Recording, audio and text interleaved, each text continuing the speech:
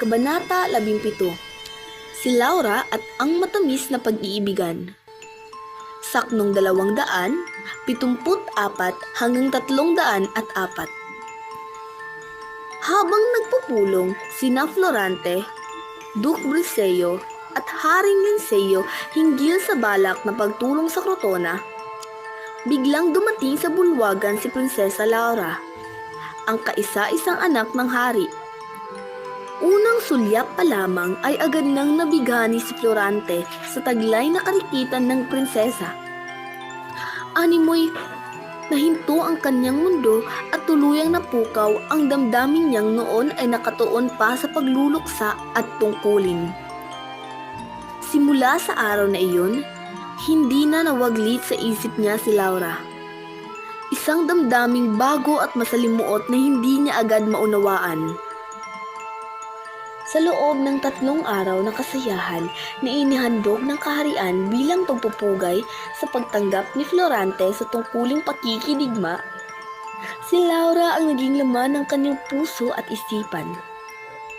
Hindi niya maipaliwanag kung bakit tila siya'y nabihag sa isang sulyap pa lamang, at labis siyang nabahala sa pagsulpot ng damdaming ito sa gitna ng isang mahalagang misyon.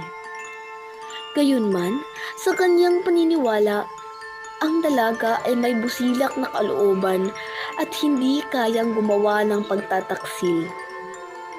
Ipinagtanggol pa ni Florante si Laura kay Aladdin, na noon ay tahimik na nakikinig sa kanyang pagbabahagi ng alaala.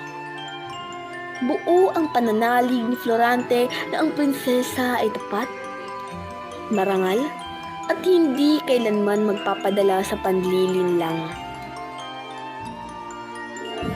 Habang ipinagpapatuloy ang kanyang kwento, inamin ni Florante kay Aladdin na tuluyan nang nabihag ng pag-ibig ang kanyang puso.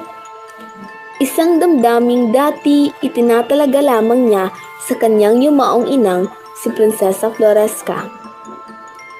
Ikinwento rin niya ang kanilang huling pagkikita ni Laura bago siya tumulak patungong Crotona upang pamunuan ang labanan. Sa pagkakataong iyon, isinawalat niya kay Laura ang kanyang wagas na damdamin.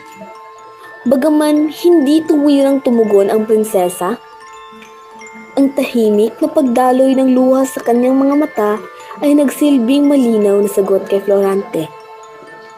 Sa kanyang puso, ito'y tanda ng pag-ibig na walang salitang binigkas, ngunit dama sa kaibuturan.